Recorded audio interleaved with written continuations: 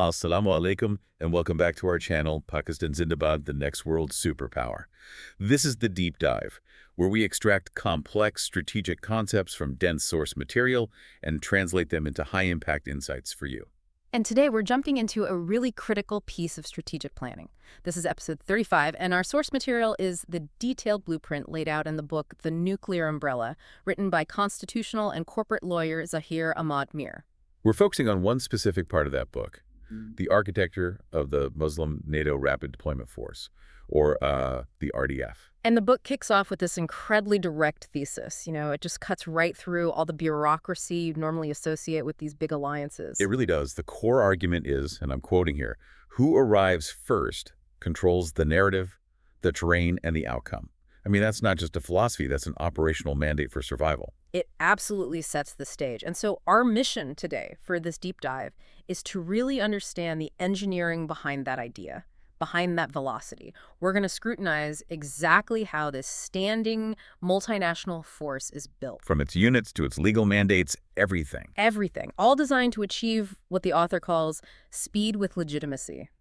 The whole point of the RDF isn't just to react to a crisis that's already blown up. Right. It's to get in there within hours, stabilize things, and stop chaos from hardening into a full-blown, intractable conflict. Which brings us to this central tension, this core paradox of the whole thing. The alliance wants to use physical speed as its ultimate strategic deterrent. Mm-hmm.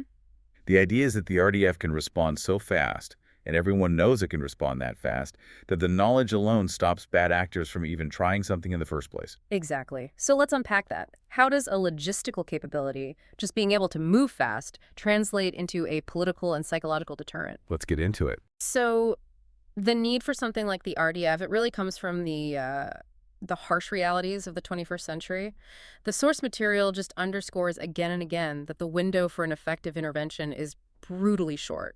We're talking hours, right? Not the weeks or months it usually takes for big coalitions to get their act together. Exactly. And if you miss that window, if the force is delayed, well, the consequences are laid out with chilling clarity in the book. We really have to detail what too late actually means here, because the source argues that if help shows up late, it might as well have not shown up at all for the initial objectives. Precisely. The first and most grim consequence of a delay is the start of large-scale civilian massacres. In a situation where a state suddenly collapses or an insurgency just explodes onto the scene, it's the unprotected civilians who pay the price, immediately and horribly. And a delay of what, a day or two? A delay of just 48 hours is enough for the perpetrators to consolidate their power, secure their routes, and just carry out mass atrocities with almost total impunity. It sets the conflict on a path of just irreversible human tragedy. And beyond that awful human cost, there's the strategic loss.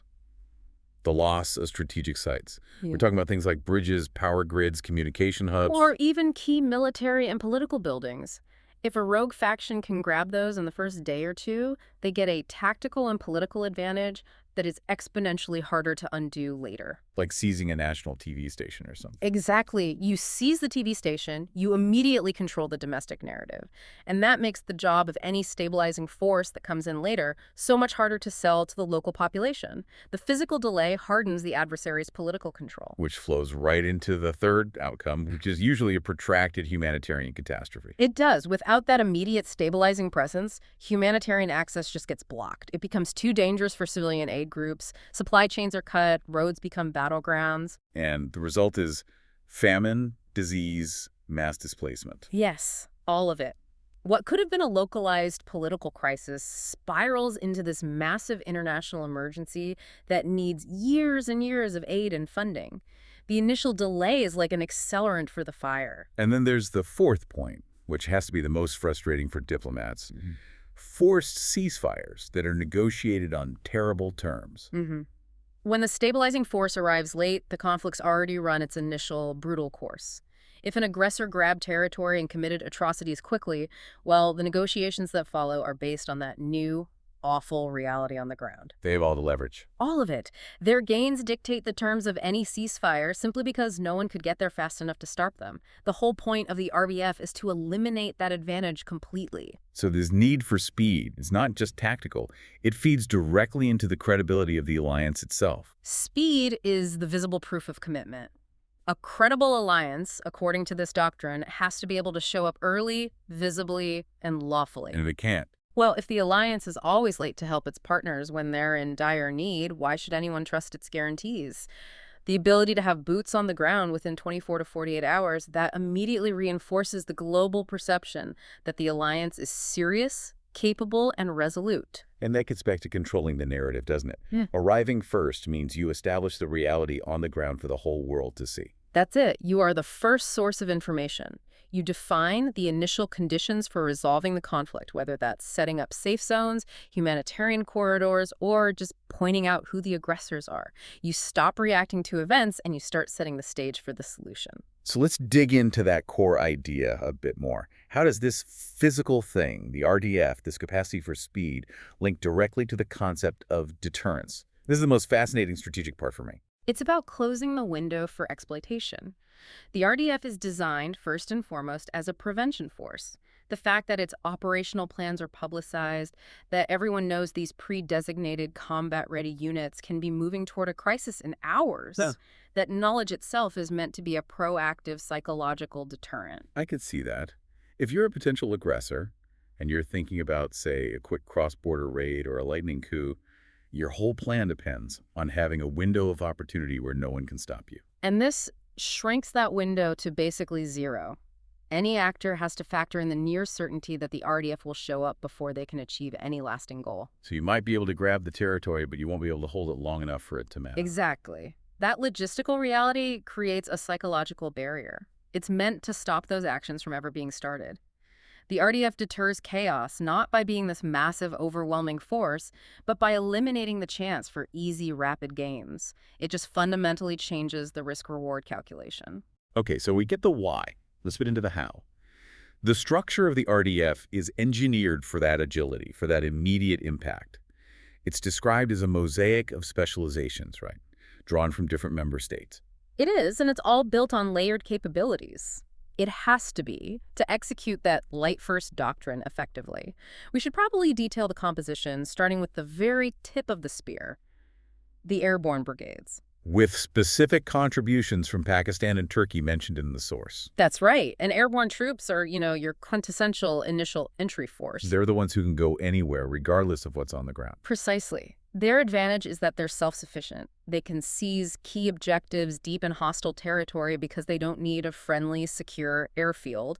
They do a vertical insertion, they parachute in to grab a foothold, set up a perimeter, and hold that ground until the follow-on forces can arrive. They're essential when there's literally no other way in. Exactly. But they work alongside and are different from the air assault units. Here, the contributions are from Saudi Arabia and the UAE. And we should probably talk about the strategic difference between airborne and air assault. It's not just a name. Right. It's about mobility, isn't it? It's all about mobility once you're on the ground. Airborne units are for that initial deep penetration. They arrive by parachute, they secure the drop zone. Air assault units, on the other hand, they're defined by their tactical maneuverability. They rely on helicopters. So the airborne guys kick the door down, and the air assault units exploit the opening. That's a perfect way to put it. Once that initial foothold is secure, the air assault units are brought in by helicopter to move rapidly around the theater. They can conduct raids, flank enemies, reinforce the perimeter. They give you the tactical flexibility you need to respond to enemy movements and secure more objectives. Okay, so they bridge the gap between the initial landing and the heavier forces that come later. Yes, a critical link. And next in the structure, you have the special operations elements.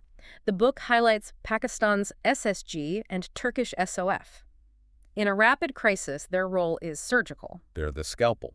Exactly. Their missions are varied and often happen before the main force even arrives. They're doing high-risk reconnaissance, feeding commanders real-time intel to guide the main drop. They can carry out precision strikes on high-value targets, like enemy command centers. Or securing key political figures who might be at risk. Yes. And, crucially, they conduct what are called immediate stabilization operations. They might neutralize pockets of resistance or conduct counterterrorism missions that stop secondary attacks. They make sure the main force's arrival is as successful and secure as possible. Now, it's important to say, combat units can't do this alone.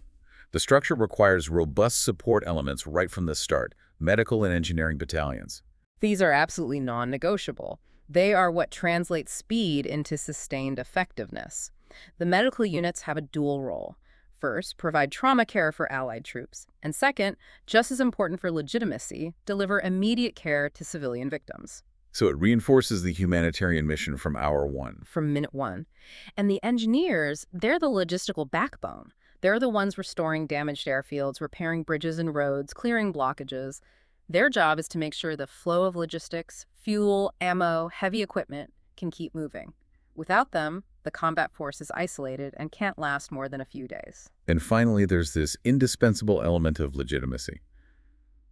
The civil-military liaison teams. You could argue these teams are just as important as the special operations forces for achieving the mission's political goals.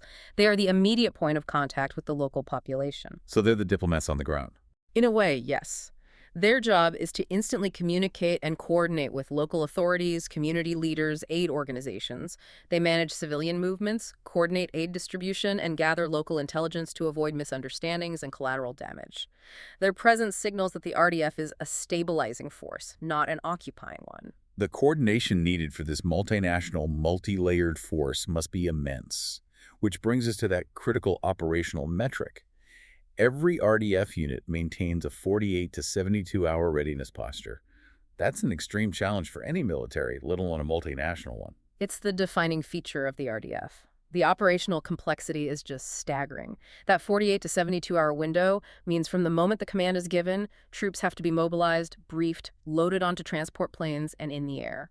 That requires a level of perpetual readiness that very few forces can maintain. What are some of the behind-the-scenes logistics needed to keep that posture going? Well, it's an exhaustive regimen. You're talking about continuous training, preemptive equipment checks, constant vehicle maintenance, and having pre-packed logistics kits staged and ready to go at all times. So every piece of heavy equipment has to be secured, inventoried, and ready to be loaded onto a C-17 at a moment's notice. At any moment, the cost of maintaining that perpetually warm status, in terms of fuel, personnel, material, it's enormous. And how do you deal with burnout? With personnel fatigue under that kind of constant pressure? The source material specifically addresses that with the strategy of quarterly rotation. This is a really critical management tool. The specific units tasked with that 48, 72-hour readiness, they're rotated every 3 months. So you prevent any one national contingent from getting completely worn out. You do.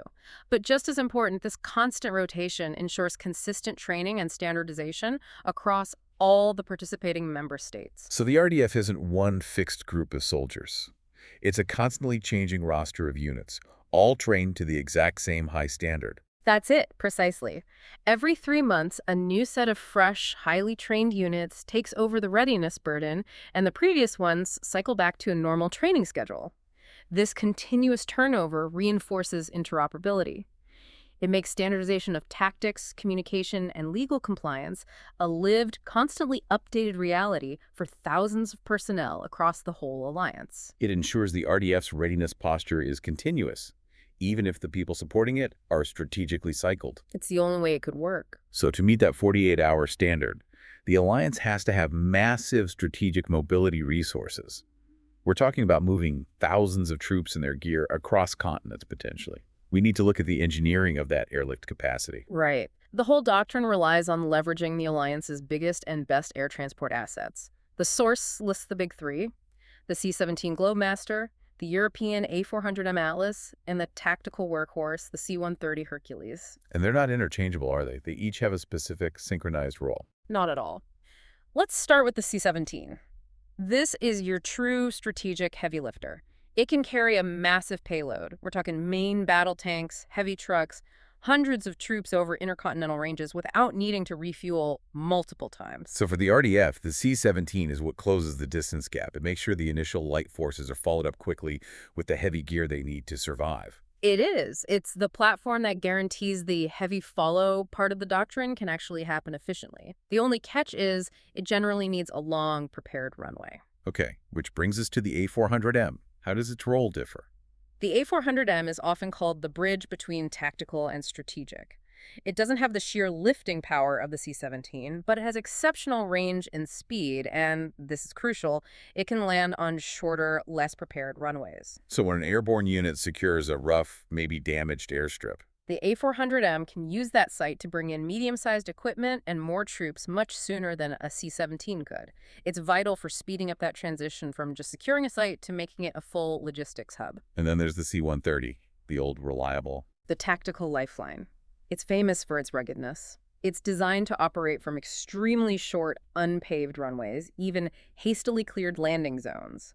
In the immediate aftermath of a crisis, when infrastructure is often a mess, the C-130 is sometimes the only plane that can deliver people and supplies directly to the forward base. So it's the coordinated use of all three: strategic reach from the C-17, tactical flexibility from the A400M, and close support from the C-130 that gives the RDF its agility. It ensures they can get in, no matter what the destination looks like. But even with all that airlift, a force can't survive for long on just what you can fly in.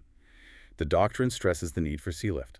Sea lift is absolutely indispensable for the long haul. The initial force is light and fast, but the tanks, heavy artillery, armored personnel carriers, and months' worth of bulk supplies have to follow. And sea lift is the only way to move that much stuff. It provides the massive bulk capacity that airlift just can't match.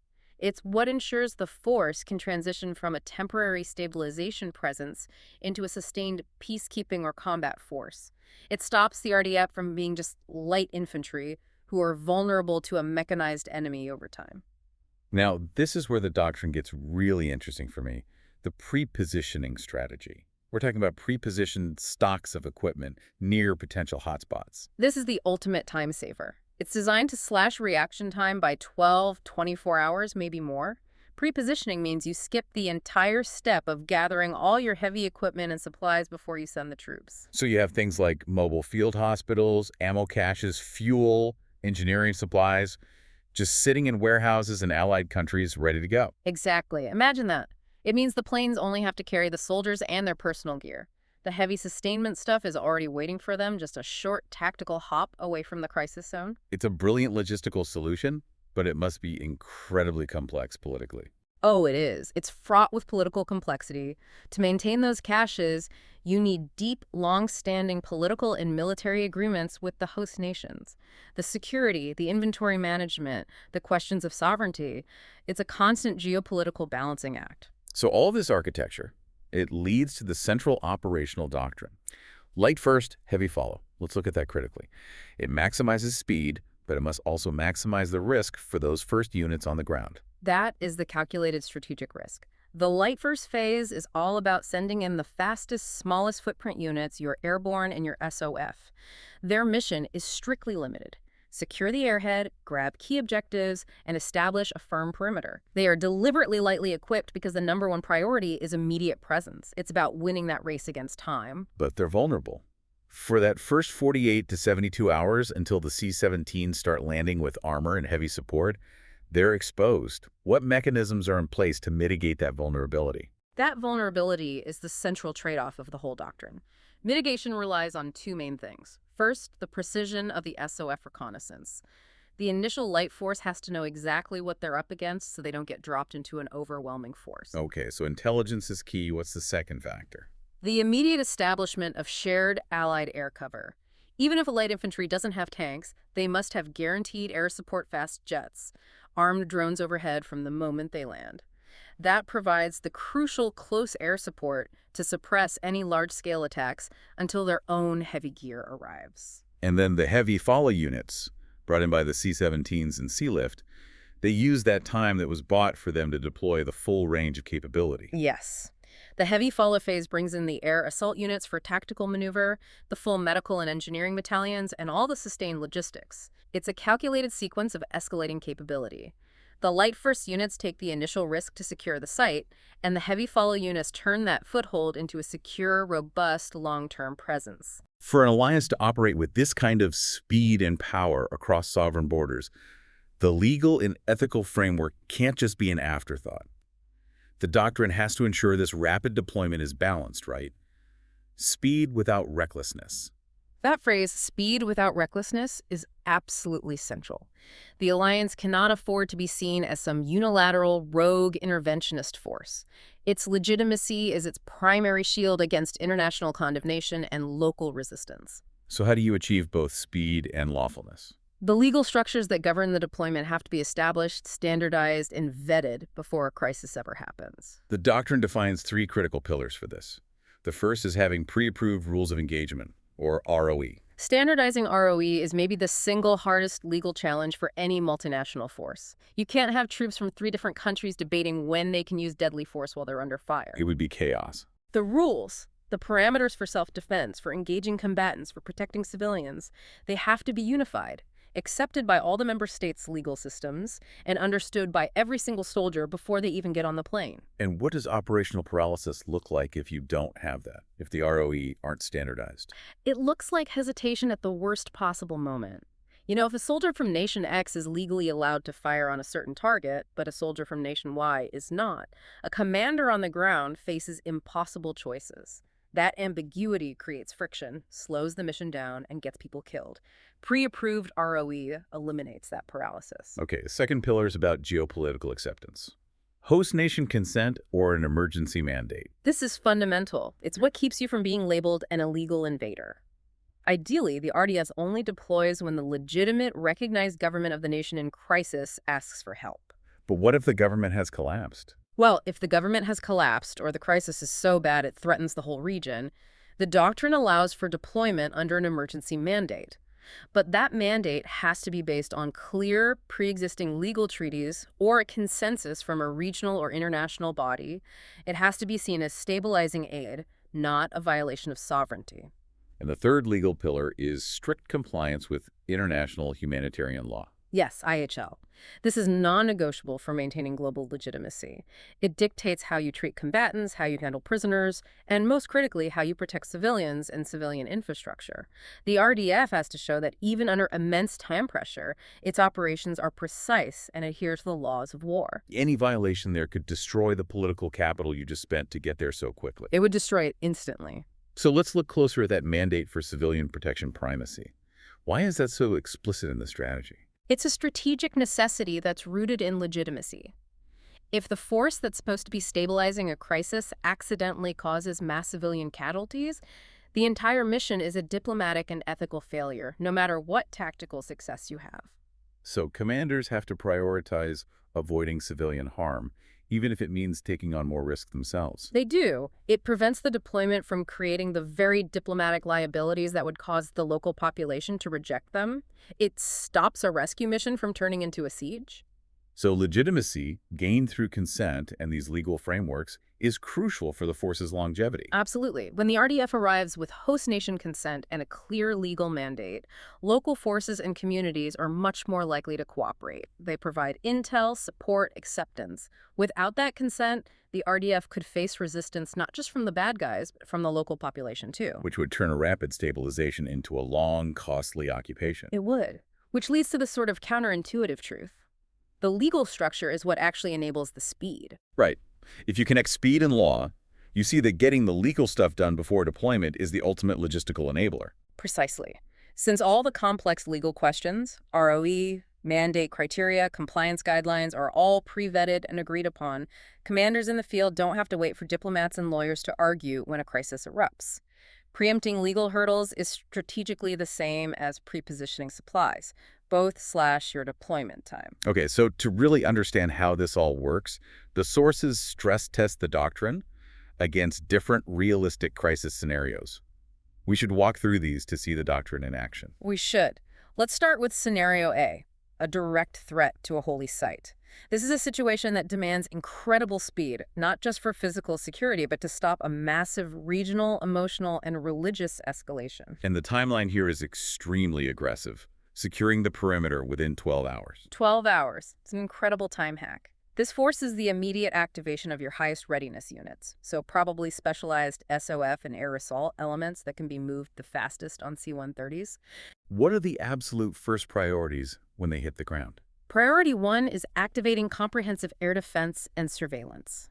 You deploy air defense to make sure no one can exploit the chaos with an aerial attack. Then you use drones and SOF observers to get real-time intelligence to set up the perimeter precisely, minimizing confrontation. And the humanitarian piece. It's mandated to happen simultaneously, guaranteeing humanitarian access, making sure any trapped or wounded civilians are helped instantly. That reinforces the mission's legitimacy as protectors from the very start. Okay, scenario B is about severe internal volatility, a sudden coup or the internal collapse of a member state's government. Here the goal shifts. It's not about a physical perimeter anymore. It's about stabilizing political infrastructure to prevent a total state failure. The actions are geared towards preserving institutional continuity. So the RDF moves to protect government ministries, central banks, communication hubs. Right. To ensure they don't fall into the hands of rogue elements or just stop functioning, you're preserving the framework for a legitimate government to return. And of course, there's the human element. Evacuation corridors for non-combatants. Yes, establishing secure evacuation corridors is critical, especially if specific groups are being targeted in the coup. The RDF also provides very visible security to create a neutral zone for mediation. By securing a space, they allow diplomats to come in and negotiate a settlement safely. Okay, scenario C is a natural disaster. This might seem a bit different for military force, but they often have logistics that no one else does. In the first hours after a huge earthquake or a tsunami, military assets are often the only organizations that have the heavy lift and command structure to respond effectively. The goal here is rapid humanitarian relief under extreme time pressure. And the doctrine calls for medical teams to be airborne in just 6 hours. An astonishing 6 hours. It shows the extreme high readiness posture. It implies that medical kits, personnel, and their transport are basically sitting on the tarmac, ready to go. And there's specific actions on the ground. Engineers get to work instantly restoring access routes, repairing roads, clearing airfields. This lets the bulk of humanitarian aid follow. The force also stabilizes aid distribution networks, protecting supplies from being looted, and basically transforming that initial military presence into a lifeline. And finally, scenario D, a classic military flashpoint, a border flare-up. Here, the goal is pure de-escalation, creating a buffer zone immediately. The RDF uses its speed to physically get between the two conflicting parties to stop a small skirmish from exploding into a regional war. It's a classic, robust peacekeeping mission. What are the follow-on actions to make that buffer zone stick? The main action is to establish robust monitoring and verification. You deploy surveillance, you set up forward operating bases, and you run continuous patrols that physically keep the combatants apart. The RDF acts as this unchallengeable physical barrier, creating the space needed for diplomats to work on a long-term solution without the constant threat of more fighting. None of this highly complex, time-sensitive deployment could possibly work without a very clear and very fast command structure. No, it couldn't. The operational oversight structure is clear. The RDF reports directly to the Supreme Allied Command. This centralization is essential for political coherence to make sure the deployment aligns with the goals of all member nations. But a crisis moves faster than a centralized bureaucracy. So how does the doctrine balance that central control with the need for tactical speed? It does that through regional tasking authority. The Supreme Allied Command makes the big strategic call, the go or no-go decision, the overall mission goals, but the immediate operational control. The tactical decisions on the ground. Yes, things like unit routing, drop zones, local logistics, applying the rules of engagement, that's all delegated to regional commanders. That delegation is the critical feature that allows for instant, localized decision-making without having to call back to headquarters for every little move. It honors the speed doctrine. And once they're deployed, sustainment is often the bigger challenge, keeping a multinational force effective over vast distances. Sustainment is the bridge from intervention to stability, and the key mechanism for that is the planned use of rotating logistics packages. And these aren't just basic supplies. These are rigorously planned, rotational cycles of ammunition, fuel, food, specialized equipment, constantly refreshed to maintain operational readiness in the field for a long time. So the force doesn't run dry or become dependent on local, maybe insecure supply chains. Exactly. It minimizes their logistical vulnerability. Another critical logistical piece, especially in a fight, has to be medical extraction. Yes, shared medical evacuation or medevac capabilities. In a multinational force, this means that no matter what country a wounded soldier is from, the rapid medical extraction and treatment has to be universally available and fully integrated. That must require standardized communication protocols and shared resources. It does. And that capability is paramount for troop morale. It ensures that any soldier can get the care they need within that critical golden hour after an injury. And finally, that light-first doctrine is pretty much unsustainable without robust protection from the sky. The doctrine specifies Allied air cover. Allied air cover is the essential security blanket. It's the guaranteed provision of protective air assets, fighter jets for air superiority, surveillance platforms for intelligence, to ensure the RDF can operate securely in a hostile environment. So it protects the big C-17s when they're landing and unloading, and it provides close air support for the light infantry when they first get there. Exactly. Without guaranteed, pre-planned air cover integrated into that 48-hour window, the high-risk light-first doctrine would just be militarily untenable. It wouldn't work. So after going through all this, we've really established that the fundamental principle driving this whole RDF doctrine is, what was pretty profound. Speed saves lives and prevents wars. It is. This force is meticulously engineered, not just as a reactive tool, but as a strategic tool that uses sheer velocity to fundamentally control the outcome of a crisis. Right. With the RDF's detailed structure, from the airborne and SOF units to the pre-approved legal frameworks, the Alliance's goal is to be physically present and effective before chaos becomes irreversible. Before, as the author says, the conflict hardens into an intractable situation. They're designed to insert the solution during that incredibly volatile, fleeting moment of opportunity. The massive logistical and political effort, the airlift, the readiness cycles, the quarterly rotations, the pre-positioned stocks, it's all dedicated engineering aimed at making sure the RDF wins the race to the crisis zone. Which leaves us with a final provocative thought for you to consider. If the goal of the RDF is to establish control and narrative early, that light first, heavy follow doctrine inherently puts those initial troops in a state of high vulnerability until heavier support arrives. So given the risks of projecting power that quickly, how does the doctrine plan for the diplomatic pressure that must inevitably follow that initial military deployment? Specifically, does establishing a swift, firm military presence actually accelerate the political peace process by stabilizing the area? Or does it inadvertently complicate things by creating facts on the ground that might be unacceptable to other regional powers? What are the true long-term costs of winning that initial race?